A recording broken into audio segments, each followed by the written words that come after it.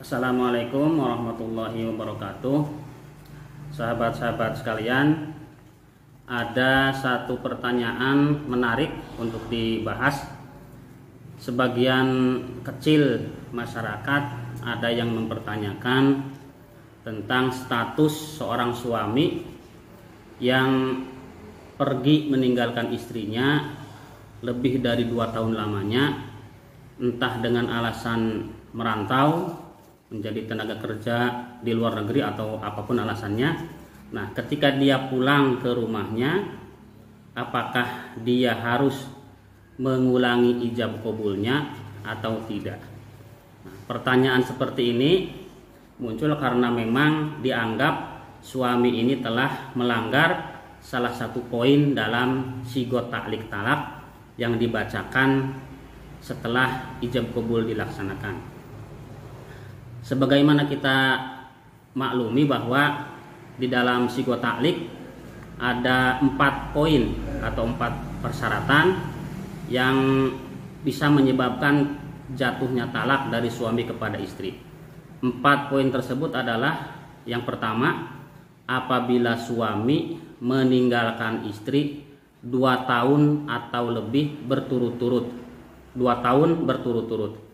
Yang kedua, suami tidak memberi nafkah wajib kepada istrinya 3 bulan lamanya. Yang ketiga, suami menyakiti badan atau jasmani istrinya. Yang keempat, suami membiarkan atau tidak memperdulikan istrinya 6 bulan atau lebih.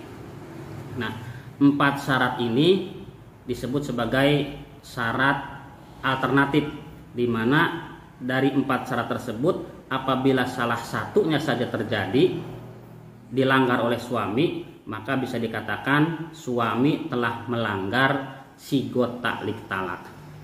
Nah, mengenai kasus yang tadi, ketika suami meninggalkan istrinya untuk merantau lebih dari 2 tahun, itu dianggap telah melanggar poin yang pertama, meninggalkan istri 2 tahun berturut-turut. Nah, apakah ketika pelanggaran ini terjadi kemudian talak otomatis jatuh kepada istrinya?